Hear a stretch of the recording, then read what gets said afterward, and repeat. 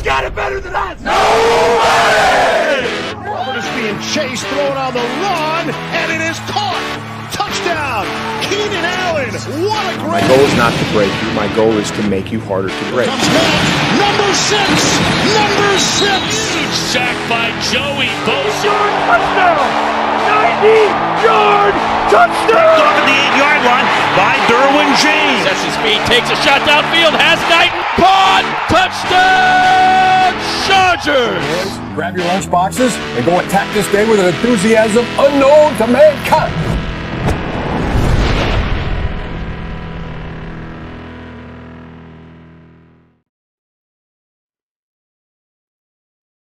It is another Wednesday and another victory pod for the boys here on Thunder Down Under Chargers podcast. How are we all doing today? Look, Chargers take care of business with a Week 10 victory over the Titans, 27-10. Is Mr. Roman digging into his big bag of chips and tricks? Justin Herbert's using his legs and breaking defenders. Another Minter masterclass as defense generates 7 sacks on the Mayo man, Will Levis, all to be wrapped up in the show ahead, along with some insight into Sunday night football this coming weekend against the Bengals. And to do so, I am Andy Prophet, your host, and I'm joined by Jack Reed. And welcome to the Thunder Down Under Chargers podcast. How are you going, mate? I'm very, very well. Just work's slowing down a little bit as we near the year, and it's a wonderful time of year coming into Christmas. So I hope everyone is looking forward to spending time with their families on Thanksgiving. Not that we celebrate it in Australia, but all for our US listeners. And, you know, this is the first Christmas with my daughter. She kind of understands, well, she doesn't understand what Christmas is, but, you know, she'll be into opening presents and things. So we'll get a tree for the first time and spend the first Christmas in our new home. So, yeah, everything's pretty amazing, mate. How about you? Awesome. My partner and I just had the discussion about getting a tree and whether we face the liability of putting presents under it, because little Mr. Austin is pulling and tearing apart anything he can get his grubby little hands on. So it might be find somewhere to store all of Santa's tricks and dish them out the night before. But otherwise, look, everything's good. Weather's heating up. Chargers are heating up. What are the vibes like after another pretty comprehensive victory for the Bolts, man? Well, again, it's now, you could argue, it is, I can't argue. It's fact that 3 weeks in a row, it's been fairly enjoyable viewing. The mistakes have been few and far between. We're keeping teams to playing our game, it seems like. We're dictating terms. Justin Herbert is looking like a psychopath at the quarterback position, and, you know, nodding up and down, running, using his legs, doing some vintage Phillip Rivers stuff, which is wonderful to see. He's really growing into a leader. We'll talk about that a little bit later. But let's do something different. And this is not me taking over your reins, mate, but you suggested it before we went. Let's talk about the defense, because we always start with the offense. So let's talk about the defense, hey? What did you see? Absolutely. Just quickly, just because that's my job, brother. I just wanted to point out, clearly no Alistair just yet, guys. He's soaking up the early days of we've forgotten about him. Soaking up the early days of fatherhood, but importantly, he's staying away from us to focus on his wife and daughter. He did manage to get a couple of hours away on Monday evening to watch the game with me, and made a point to say how grateful and overwhelmed he is for the hundreds of messages of support from you all out there on Twitter, Bolts from the Blue, Storm Cloud. So thank you on Al's behalf. Once again, we are humbled as a group, as he has been this week, by the little community we're a part of and hoping to grow. So yeah, let's start on defense. How about that? Because that's That's now 9 games allowing 20 points or less. 4th team in the last 40 years to do so across that stretch to start a season. And what I saw as important was, although Brian Callahan had prepared a sneaky good start for Levis and that offense, Minter adjusted beautifully, and he really swayed the tide to get the game back into Chargers' favor. Callahan, he showed a lot of shifts, pre-snap motion, got Levis into empty sets, spread the defense out wider. What that did was force Minter to kind of show his hand a bit and indicate whether it was Derwin or a linebacker that would move into that outside coverage.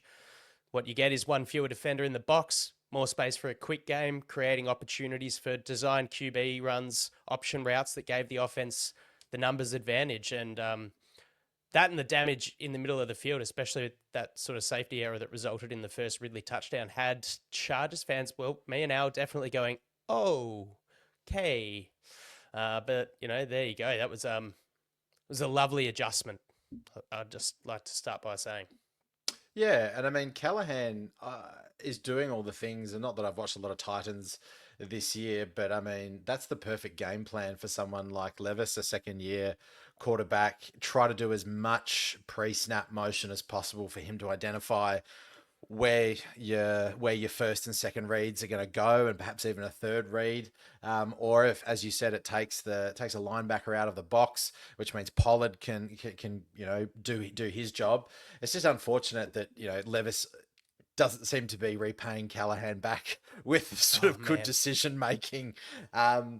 You mentioned 7 sacks, Andy, but Minter's back up over that 30% pressure rate as well. Levis was pressured on about 32%, I think I've got on my notes here. So that effectively limits that big playability. And I know Callahan was trying to perhaps open up the short game, but Will Levis is known to have a cannon of an arm. We saw that with that touchdown to Ridley and the second one as well. But his ability to read the field and Minter adjusted after that issue. I think it might have been Molden that seemed to be really, really shallow, sort of sitting just in the top of the linebackers that freed up that back part of the field. But I wasn't too concerned when I saw that. I said, that doesn't happen often on this defense. Yeah. The giant gap, and you're like, oh no, I'm going to trust Minter here. He'll sort it out, and lo and behold, he did. Yeah, we'll keep mentioning 7 sacks because it's now 11 or 12 in the last 2 weeks, and it's a pretty awesome thing to be watching. Mack played 4 snaps, Joey Bosa 21. Let's talk about depth, baby. Let's talk about Tuli and Dupree. What do you think of the pass rush effort this week, man? Because, like, you said the amount of pressures and things like that. How many of those sacks do you think were actually on Levis? Because cannon for an arm, cannonball for a brain is what I'm thinking. Well done. Good, yeah. Listen, a lot of those were on him. He doesn't do his offensive line any favors, and the fact that we had two premier pass rushers didn't really seem to have a massive impact on the game. I know Joey Bosa, he played sort of maybe more snaps than we're used to since he's come back from his injury. But I just wanted to highlight our interior pass rush. Poona Ford actually had a great game. He had a sack and a hurry from a big boy like that, and he's going on a true pass set. He was near on 40% win rate. I can't remember the last time I was watching the interior of a Chargers defensive line with that amount of push. So some of them are on Levis, especially that one where he's looking and looking and looking and gets cannoned into in the back of him. I think it was one of the later ones. But yeah, Minter is being able to generate pressure. Listen, you got to beat the players in front of you. The Tennessee offensive line's not great, but hey, I think he's keeping some pressure packages in his back pocket for if and when we make the playoffs, which is exciting. Oh, look, we'll get into it, but I kind of hope that they start getting unleashed in the next few weeks because we might need it sooner than we think. Man, I think I called Henley's meteoric rise prematurely. Another 14 combined tackles, a sack. The guy's hurdling linemen to get to the quarterback. Persistence just incredible. He's really playing Pro Bowl caliber football. Is there any other defensive players that you think really stood out outside of that front line? It's a sliding doors moment, right? Because on the other side of the field, we've got Big Kenny sitting there. Looks okay in the pass rush, but when it came to, I'm not talking about the offense, but when it came to being exploited in the pass game, man, he looked pretty slow. So that's what he was keeping essentially Daiyan Henley off the field. I know an injury was keeping Henley off the field as well, but you're right. He's come in and listen, he's going to make mistakes, and because the way that he plays is so fast. You mentioned Tuli. I thought he was wonderful again. He might be our second, or depending on our cap situation and what Mack and Joey Bosa want to do, he might be our premier or our number one pass rusher next year. So the more time he can get in the game, the better. Other than that, I thought Derwin had a pretty good game too. He was up around the line of scrimmage a lot. Probably one of his better games. Strong in run defense for sure. Very strong. In terms of cornerbacks, I didn't think they were that bad, other than letting what's his name off the leash a couple of Henley, times. Yeah. Anything else from you?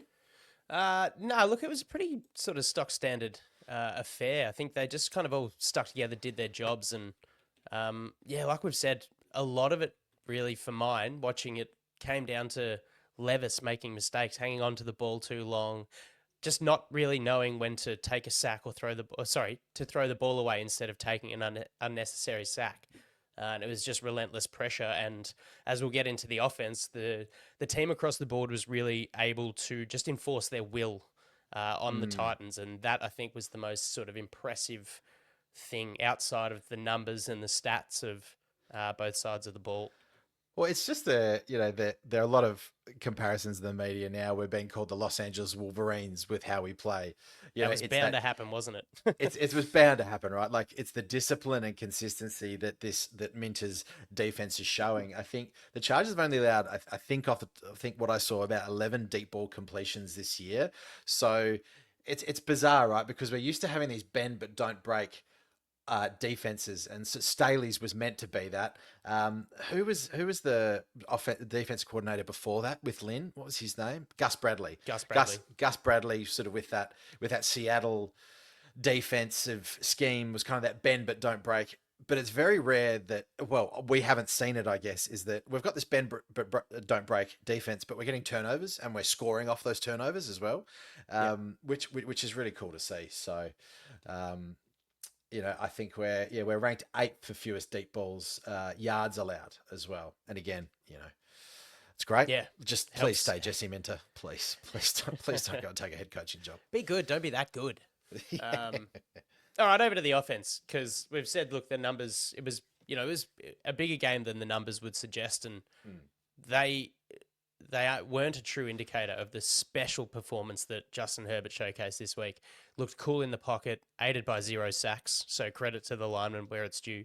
Over 3 seconds to throw on each attempt, 123.1 passer rating for his 14 of 18. Only 164 yards and a touchdown, but for me it was unleashing his athleticism and his legs.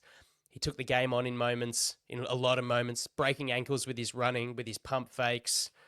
Poor Roger McCreary. I think he's still wearing ice skates. But the 32 yards from 9 carries and a touchdown on 4th and 1 was spectacular. Without wanting to put the mockers on him, Herbert's closing in. If he continues playing this way, he had no turnovers, obviously, but he had, again, 0 turnover-worthy plays. He's looking after the ball, but he's still unleashing the deep ball. This is the Justin Herbert that we've always wanted, right?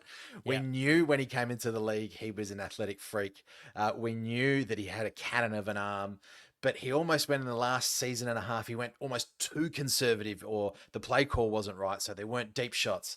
But man, he's now, this season has eerily similar similarities to Aaron Rodgers' historically careful season, where I think he just had 4. So we're looking at something historic, and now that I've said this, it's going to be Justin Herbert 2 INTs against the Bengals. But anyway, you listen, he's leading the league over the last 4 weeks with a 94, 95 grade, 5 touchdowns, 13 big time throws as well, and an incredible passing efficiency, because even though he's 11th in total passing attempts over 4 weeks, he leads the league in big time throws. Now that is the quarterback that you want, right? And he's ranked 2nd in the league behind Lamar Jackson for throws of 10 plus yards. On throws of over 10 plus yards, he grades per PFF 95.2, which is like elite of the elite of the elite. So Justin Herbert is having an absolute rip snorter. For American listeners, that means he's playing extremely well. Look, his support cast is gelling nicely.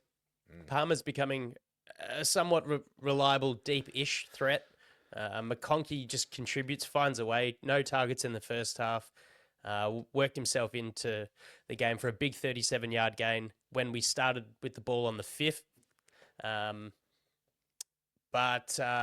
Look, I was really surprised. I didn't think that having Edwards back would provide such a notable shift in the run game, but I was really wrong.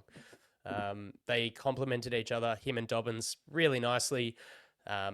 Edwards providing that aggression at the line of scrimmage, forcing himself between the tackles. It was nice to see 8-9 yards on first down runs.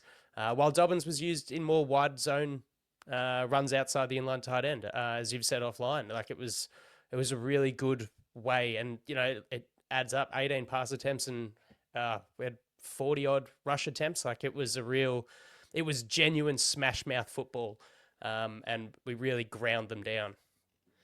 Yeah, well, you mentioned the inline tight end, and this is an unsung hero that has run or has found himself playing football for the Chargers. That's Tucker Fisk. I think our friend Ryan, a friend of the podcast, noted, he's like, who is this guy? Who's number 42? Because whenever he's on and the runs to his side, it seems like it's working. So, weirdly enough, this guy comes in and he grades as the best offensive graded player behind Zion Johnson, I should say, who had a good game in run blocking. So, and for those number crunches out there, of the Chargers, 148 total running yards, 47 of those came from running outside the inline tight end and tackles. So we were productive. But as you said, Andy, I think we might have said on the podcast that Gus Edwards might be a bit washed. He was obviously carrying something, because the power that he had up the middle, it's almost like Edwards up the gut, shades of Allstott. But that two-headed punch now is going to be challenging for defenses to stop if Gus and JK can stay healthy. When JK busts outside, that's dangerous. When Gus just will grind the opposition down 4 yards, 5 yards, 6 yards, 4 yards, and you're just getting first down after first down. The clock's just sinking. You're up by 2 scores. That's how about football, baby. Oh, so good. Yeah. We've been pretty hot on the back and forth with play action over the last few weeks. It was a pretty split role, I guess, as far as what Roman decided to dish up. I think it was 58% of dropbacks, no play action, 41 with play action. And in play action, Herbert was great. 6 of 7, 113 yards. Looked the business. I have a question for you, Andy, actually, but I'll prelude it with some data or some stuff that I was looking at. Give me the numbers this week. I can't put my glasses on because I've already got them on. Yeah, I was just thinking I don't have glasses. So, obviously, offensive line watch. It was a good showing. I thought actually it was one of the better of the year against a pretty nasty interior as well. 0 sacks, and they kept the pressure on Herbert to just below 20% of snaps, about 18%. There was still some issues with the stunts, and I still think there's a lack of power inside. But to go back to Joe Alt, who I said had a pretty bad game last week, I can't remember, a listener, whoever you were, disagreed with me a little bit and said he didn't think Joe Alt looked that bad, bar that one where he got lifted off the ground. But Joe Alt this week allowed 1 hurry in his 25 reps. He's, borderline 80 PFF pass blocking grade. Very, very steady. And he just took last week in his stride.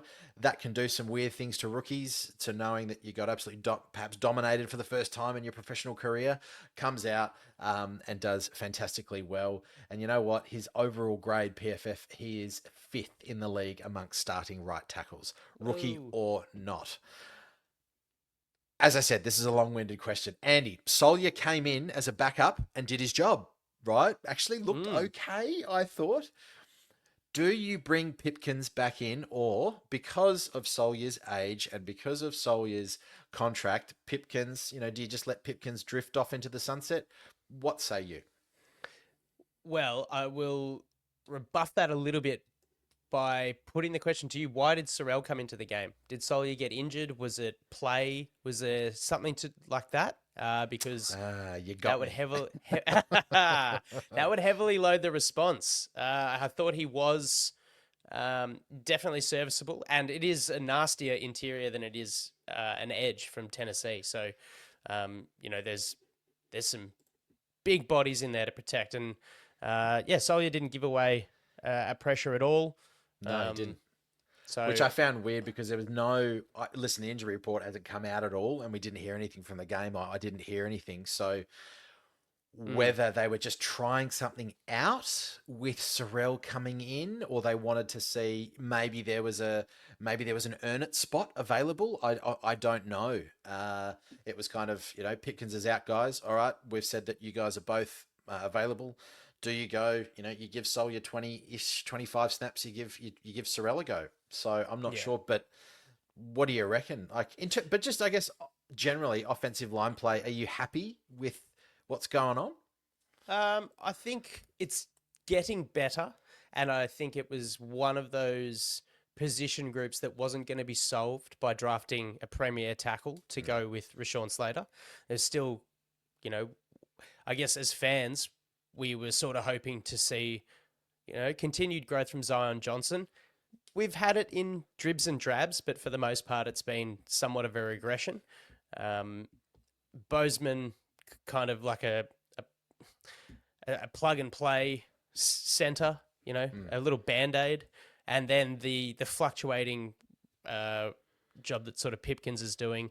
Would I put Pipkins back in? What's the outcome to try and see if he attracts attention when his contract expires? I think you're just taking tread off the tires really by playing him more. He's not suited really to a guard spot. Doesn't have a job as a tackle, so we'll see. I think for the experience, and he's played for the most part like he kind of looks like he knows what he's doing. I think he's a rung above in terms of reliability over Jamari Solio or Foster Sorrell. So I think when he's good to go, he'll come back into the starting five. Good response. I'm going to throw another question back at you. The Will Disley drop on the Herbert throw, which was possibly one of the best throws I've seen Herbert make in this 4-week stretch, right? Clearly shows that we are still missing. And listen, Will Disley has been wonderful this year. Let's not downplay that. Yeah, that huge game a couple of weeks ago, and continues to get open. You're here. You're on let's say day one of the draft, and this is far into the future. But what position are you hitting first? Are you going to go interior offensive line? This is on offense. Are you going to go tight end, or do you go wide receiver, or do you? Well, those are probably the three things on offense you're probably looking at anyway. What are you going to do? I am going to run away for half an hour to quickly have a look at where the value would be in the sort of let's say just early to mid 20s. Gut shot. Just pick one. Colson Loveland, the Michigan tight end. Yes, it is. Look, that's the sort of first name that comes to mind. There's probably a wide receiver or two. No. But what position group? Like just not a player, not a name, just a position group. No. Gosh, no. I wouldn't do that to you. Well, look, for me, my drafting philosophy is not necessarily just going after a position group at the spot. It's who's available based on their skill set, or it would be who's available based on their skill set. Do we need a tight end? Yeah, because whilst Disley's been serviceable, for sure, maybe above that, Hayden Hurst has been a flop. Tight end is a glaring issue for the team. Do you take them in the first round? It has to be like a prodigious talent, to be going tight end in round one. But we do need receivers. We might need cornerbacks as well. If we're picking late in the first round, though, which hopefully that we are, we're picking in that sort of 25 to 32 range. Do you go tight end round? I'm sorry, we don't need anyone, man. We've won the Super Bowl. Who cares? Spend it to the ground. But it does really show that. Could you imagine Herbert in this offense with a Mark Andrews type, with with a Brock Bowers or with a Dalton Kincaid, that more Y tight end, the catching? I think there'd just be yards to boot.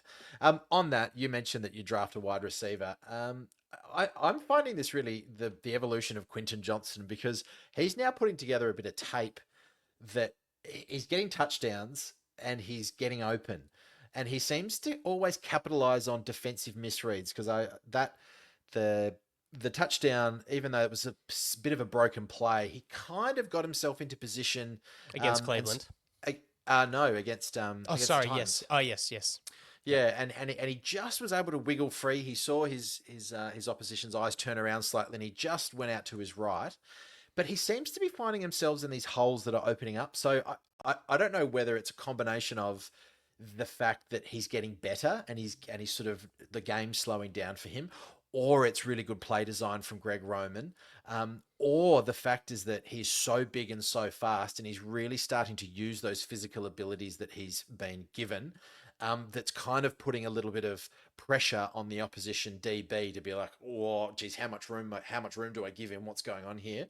But again, that's another little evolution, because McConkey didn't have a particularly big day, but this trust that we thought might have been shattered when he drops the ball at Green Bay last year now seems to be coming back, which is wonderful to see.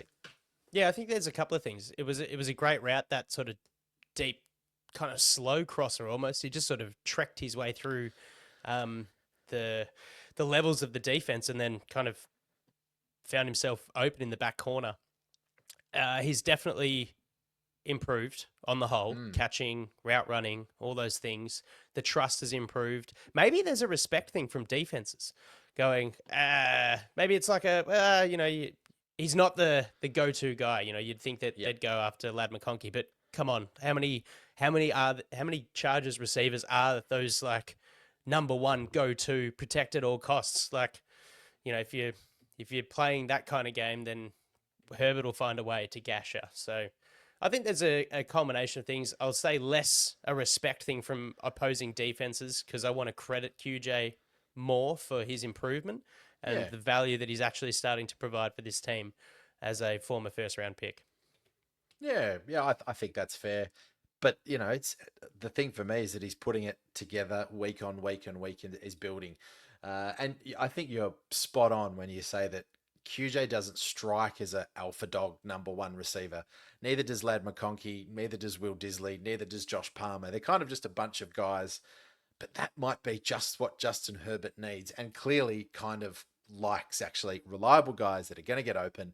You know what? You know that McConkey's not coming off the field like someone else that might have been taken pretty high in the first round, and saying that I didn't get thrown out today. I didn't get thrown out. I've only got 20 yards. It's like, yeah, man, but you won. I don't care, because I want what's mine, which you can get in alpha dog receivers. So yeah, fascinating sort of evolution of that group. It's still not strong, and against better DBs, better teams, that might look a bit different. But hey, that was one of the best defenses in the NFL. The Titans, that's it. We definitely can't discount the you're spot on. Beat me to it. We definitely can't discount how stingy that Titans defense has been across the season, and for a now 2-7 record, it's pretty hard to believe just how poorly firing that offense is. Just before we head to some snakes and ladders and your teachable moment, I have to drop this, because while he's not on the show, there was a moment in the game. I won't call Al an anti-conservatist, but he was sure to point this out to me just after the game, as we spoke about it during. Another instance where Coach Harbaugh has made a decision that the math, insert glasses, would disagree with. 4th and goal with a resulting field goal to go up 3-0. But he did get aggressive in other ways as the game went on, going for it on 4th and 1 on the Herbert scramble touchdown. So I just wanted to say, probably to cover himself, if he does seem to be conservative at the start of games, then allow himself to become aggressive if the situation calls for it. At least he himself has a coherent, clear philosophy. But golly, if I could describe the vibe following that Herbert TV scramble, it was up after the score, high fives, all that sort of stuff. Then the team sends Dicker out. We're leading, 12-7 at that point after the score. Yep. Send Dicker out for the point after. Al's sat there with his arms crossed, rocking back and forth, repeating, that's okay. Just kick the point after rather than go for 2 and take the lead of 7. Perhaps he can't let his left-wing football brain, perhaps he can't hide it. But I mean, points on the board matter against a pretty middling or low quarterback. Puts the pressure on him to make sure he's converting, and they get down the field, even if they don't get a touchdown, they got to score, and it just keeps creeping. I kind of had this vision of, I don't know why, but is it in Billy Madison where the kids light the poo bag on fire and leave it on? He goes, he called the shit poop. Yeah. I just imagine is that It's that damn Harbour poop again. Harbour in this game is just like that old guy. He's like, oh, they've lit the poop again. Calls the police can't do anything, and he does this over and over, and eventually just sits on the porch with a shotgun and he goes, that's it, I've had enough, and he just goes, oh fuck it, we're gonna run. He kind of had enough. So, well, I think what plays into the mindset at that stage of the game to just kick the point after, go up 6, is that let's see what Callahan can do after the scripted plays, because I know what Jesse Minter's going to do and I know what the defense is going to do. So it's a complete trust in the entire brand of football. He's not the offensive-minded play calling head coach. He is the CEO of Greg Roman and Jesse Minter as his, and Ryan Ficken as his, main subordinates. So he's looking at it from a completely, wide stance and going, nope, cool. We don't need to go up 7 in the fear that Tennessee's going to drop another 7 on us right away. Let's let the defense do their job, and it's good. You just don't know whether in conversations throughout the week that Roman's been, oh, we should have really gone for it. Had a really good play. We should have gone for it. And Herbert's going, yeah, I'd love to go for it. And Jim's just sitting there going, hey, I'll call it when it's I'll call it when it's ready. I'll call it when it's necessary. You don't. And he did. I know. And the numbers would suggest that you take plays in isolation and you run the numbers and you go, in that isolated play, it's better to go for it than it is not. However, football is not a game of isolated plays. A whole game, a whole season are these moments that are connected one by one by one by one. And statisticians you can't put a number on momentum, and you can't put a number on trust. You can't put a number on just the feel of the game. All right. So as much as Alistair and I have always had these discussions, and it's a debate that's old as time. You just feel that Jim Harbaugh's, he can feel it in his plums. He can feel it in his plums, what to do, when to do it. Will it catch us out? It will. And I'm not saying that he's going to make the right call perfectly every single time. But for this point in time, I just like the way that he's crafting the game as a head coach. He's Picasso. He's painting the game as we go. I still don't feel like there hasn't been a frantic, even in the loss against Arizona, it didn't feel frantic. It felt just out of reach. So, and we weren't flailing for life as well. It's just, we just missed it, but we'll grab it next week. We go again. Anyway, I've had enough talking about that because getting a bit ephemeral now. I can't get you out of my head treading on a bag of flaming dog shit on your front porch and then brandishing a shotgun. So waffle away, my friend. I'm going to race through the snakes and ladders quickly. Snakes is a tough one. I didn't see a criminally standout bad effort during the game. So this might be a bit of a cheap shot. We've spoken about it. The first touchdown to Calvin Ridley, reminiscent almost of Cleveland's blown coverages last week. Cam Hart left to cop 41-yard score to the fastest receiver on the Titans team. Elijah Molden crept up, as you said, Jack, almost like into the box. I think it was pre-snap as well. So well done to Will Levis, but just an error, Elijah. You've had a great start to your Chargers career. And against your old team as well. Down the snake, you slither. No interception for him this week. Sorry, Jackie boy. And for the ladder, this week I'm installing a reinforced ladder, or better yet, scaffold. For probably 8 games, us and most Chargers fans have been wondering where the fullback Matlock experiment will take us and find its resting place. We'll give it another week, guys, because for him and new boy Tucker Fisk, they look like guys who should be playing bass and drums in a Mastodon cover band.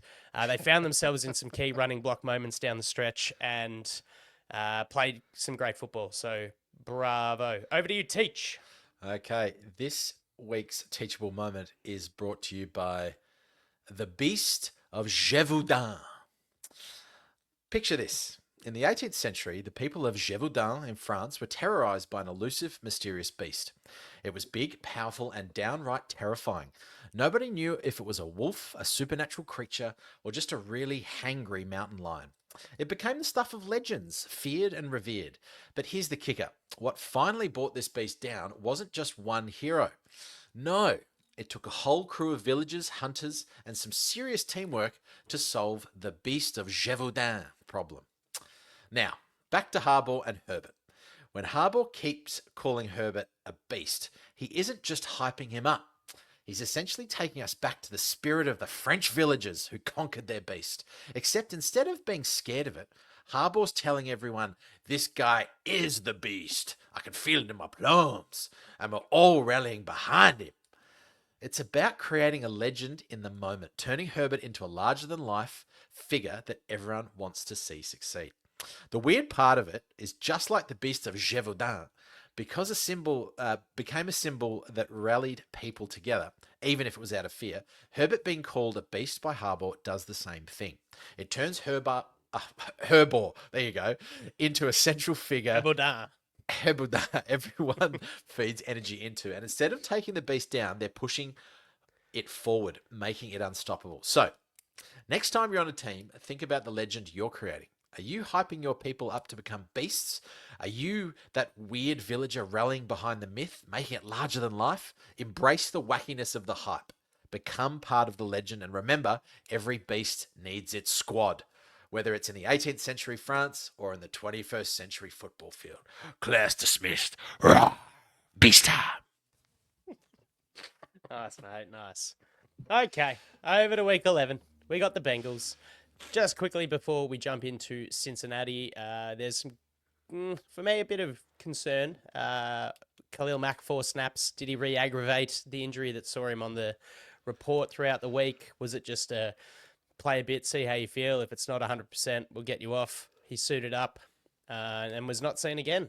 So we'll wait to see what the outcome there is. Beyond that, Gus Edwards limped off the field, was looked at by trainers. He did return for some limited usage, but one to watch as well.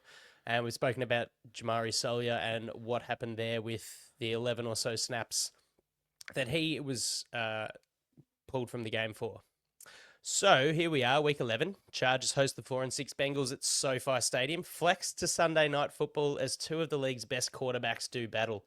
An important conference matchup for both teams, one looking to work their way back into playoff contention, the other looking to beat a team with more than 2 wins and push to cement their spot in the postseason.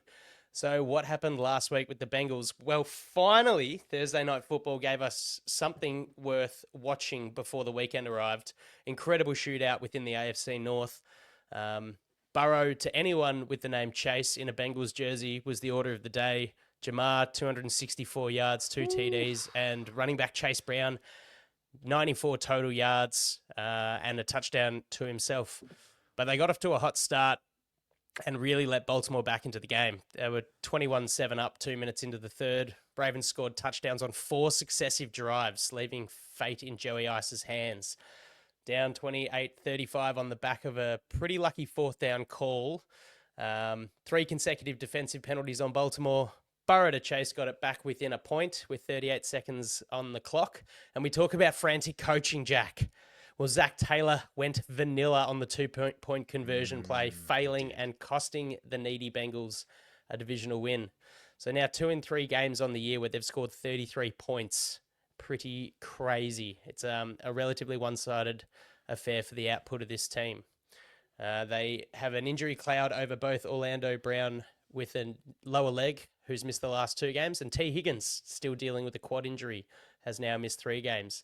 Bengals 1-4 in games without Higgins this season. Interesting. So start us out with your opening headline, mate.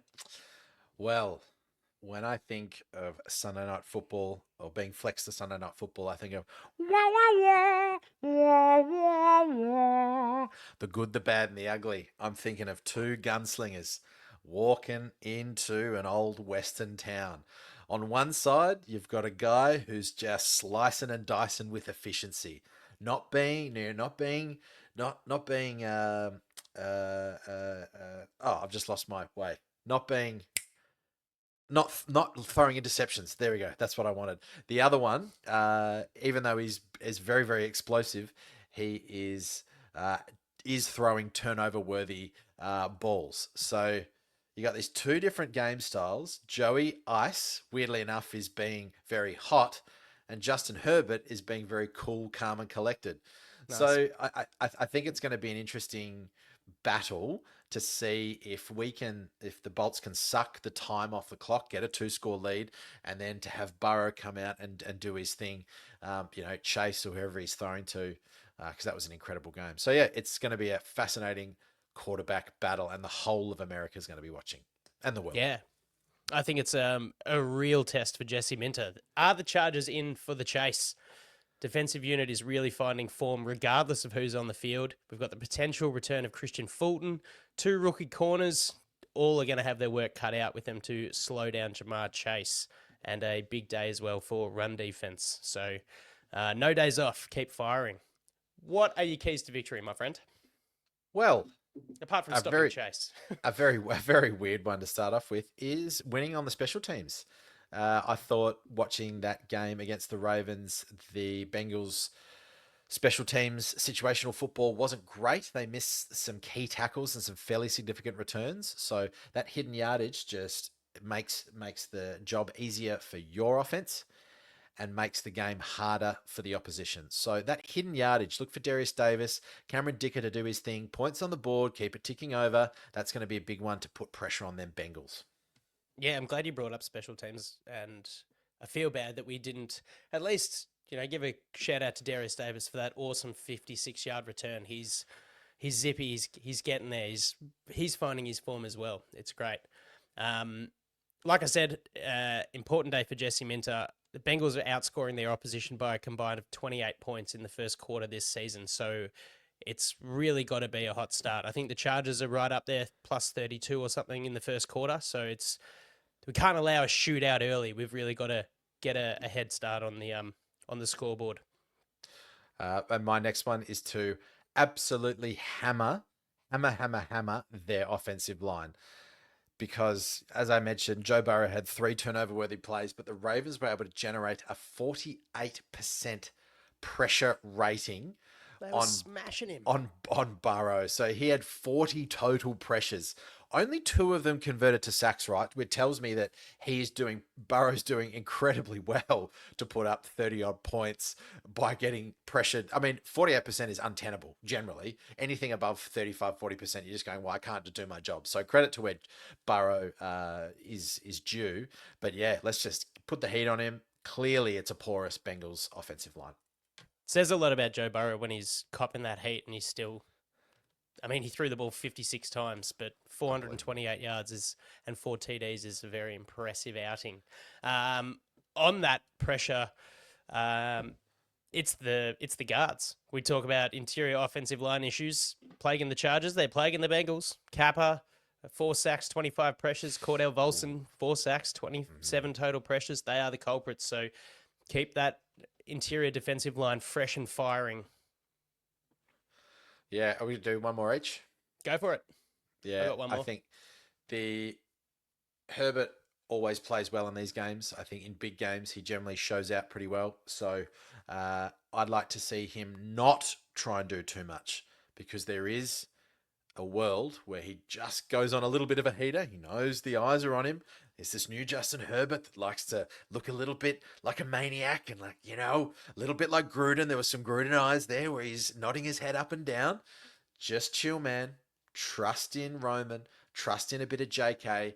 Just trust Gus the Bus. Soften up that defense early, and then pick your time to suck the life out of Joey Ice and the Bengals. Nice. Just on the Bengals defense, bottom half of the league for yards allowed, generated 6 interceptions, 17 sacks, and have allowed 13 rushing touchdowns on the year. So it really allows the Chargers.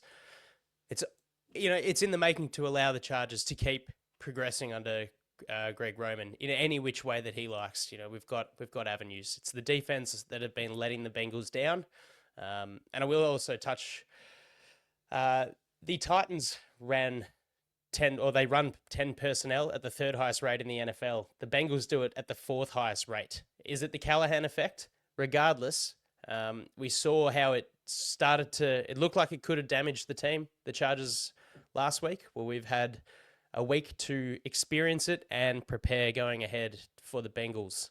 So look forward to that. All right, result prediction, mate. I am going Chargers 24, and I think the Bengals will score 21. They will eclipse the 20-point margin that we've only allowed so far this year, but Jamar Chase is going to be a bit of a headache. Yeah, I've gone very similar to you, 27-24. It's always tough to bounce back after a game against the Ravens. They always make you work very hard. So we're just going to get the biscuits on this one, but it'll be a barn burner. I think it'll be hopefully a really, really fun watch. And Herbert on the national stage or the international stage is just, if he plays well, the hype's there, baby. The hype's there. Absolutely. All right, let's round out the show with a little around the headline each. I wanted to touch on this on last week's show, but we went down the trade talk avenue. But there's a couple of teams in the league that would be watching their former RB1s play for another team and licking their wounds. The Titans and the Giants letting Derrick Henry and Saquon Barkley go. They were headlining off-season moves. At Baltimore, Henry's averaging 112 yards a game, has scored in every contest, tallying 12 TDs. He's on track to eclipse his efforts of 2020 with that 2,000 rushing yard season. Saquon Barkley, 99 yards per game, 6 TDs on the year, and a highlight reel that no one will forget with the 360 Duke against Jacksonville into the reverse hurdle. Go you good things, RBs. God, that was amazing, wasn't it? I watched that and go, I've never seen that before in my life. That's something new. It was video game stuff. NFL Street. Unbelievable. NFL Street. Amen. Good job. Good call from you. Listen, I stole that off Pat McAfee. Did you? Okay. Oh, he's a good man. He's a good man, Pat. He's a good man. We've got to get him on one day. I am smiling. And the reason why I'm a little bit smugly, it might be a little bit too early, but I did say on one of our draft shows that I would take Drake May over Caleb Williams as the number 1 overall draft pick, because the Bears have just learned that, you know what, May Day isn't something just to celebrate, but it's also when a rookie, the other rookie, QB, rolls into Soldier Field and makes you, Chicago Bears fans, wish they'd stayed home. Drake May wasn't spectacular, I'll give you that, but he didn't need to be. He walked into Chicago, outplayed Caleb Williams, and casually brought down the Bears' NFL best home win streak. Now, Mr. Caleb Williams, you're sitting at 0-2 against your fellow rookies because you thought you were so much better than them. And I tell you what, the Bears fans, not only did they leave, but the booing was extremely loud. And the punts were frequent when you said, hey, man, you're not going to be punting this much this year. Well, you're a liar. They're completely directionless. And I think, what's his name? Waldron is gone. So The scapegoat. I just think maybe... Is Eberflus next? Yeah, definitely. Has to be. But I just think, instead of focusing on which rookie QB they'll face next, maybe they should just look internally and focus on their rookie QB, because he is copping some big hits, and I'm worried that he might not have the career that everyone thought. But early days, I'm not gonna go too hard on that just yet. Not have your cake and eat it too just yet. But 9 sacks is crazy business. Crazy business. On that text that he sent to Aussie rookie punter Tory Taylor, hey, welcome to the team. You're not going to have to punt that much. Well, through, I don't know, if they played 9 or 10 games, Caleb Williams has 1,785 pass yards. Tory Taylor has punted the ball 45 times for 2,153 punt yards. So, that's going to be one of those like bad tweets that just ages horrifically. And maybe you were right. All right, my last one, because I'm really finding, I started it a little bit last week. I'm really finding the Dallas Cowboys to just be a really easy target with everything that goes either on the field or off the field. And to jump back on my first headline, they had a chance to sign Derrick Henry. They decided to give a big bag of cash to Dak Prescott, who's now out with a hamstring, could be season ending if he requires surgery, and CD Lamb, and that's fair enough. It was not a pretty outing against the Eagles, as not much has been in season 2024. Made comical, though, by the sun blazing through the giant windows at the west end of Jerry's World. And when asked if he'd consider putting blinds in, which CD Lamb was like, yeah, please do it. It's ridiculous. Jerry responded with, and I'm paraphrasing here, absolutely not. It gives us an advantage too. Well, it doesn't when your extremely highly paid wide receiver can't see the ball to catch it in the end zone. Pack it in, Jerry. You need to go to bed. Oh, wow. And Dak Prescott, I think, is out for the year with season-ending hamstring surgery. So it gets worse and worse and worse. Very much like this franchise as well. And I'm not having a go at Jets fans here, but I am going to have a go at the Jets and Aaron Rodgers. Because they thought that Aaron Rodgers was going to be the savior. But I tell you what, a little midget just made them look silly. A little midget just went 22 of 24, a passing TD, 2 rushing TDs, and was just made it look so effortless. He was like a little tin soldier that's been turned up a little bit, just casually walking across the floor. Meanwhile, Rodgers is just all over the shop. I think the offense is disjointed. The only thing consistent about the Jets was their inability to finish drives. The defense just looks a bit shot. They look a bit lost. It kind of... Aaron Rodgers kind of reminds me of Tom Hanks in Castaway. And the only difference is that at least Wilson had a plan, right? Because I don't know what plan that Aaron Rodgers and the Jets have. They've got a coach that's probably not going to be there next year. They've got 30 players who are on, who are free agents or nearing the end of their contract at the end of the season. The only thing manifesting here, I think, is the only thing Aaron Rodgers is manifesting is the Jets fans who have always manifested is that the Jets will always, always, always find a way to collapse, whether it's a butt fumble or mushrooms in the subway. Poor gangrene. Sorry, guys, but your hopes are shot. Yeah, the writing's on the wall when the fan base is called gangrene, isn't it? Like the foot's going to come off. The foot is going to fall off or be cut off. I think they just forgot to cut it off and it's actually in their bloodstream now. So, ta-ta, see ya. Yeah. Very good call by you. Very clever. Well, that's a heck of a way to end the show for this week. Thanks for joining us, everyone. Hopefully we can get together again next week and celebrate yet another victory pod. But it should be a heck of a contest regardless on Sunday Night Football. So until then, guys, take it easy. Bolt the fuck up. See you next time on TDU. Ta-ta. Love you all. Bye.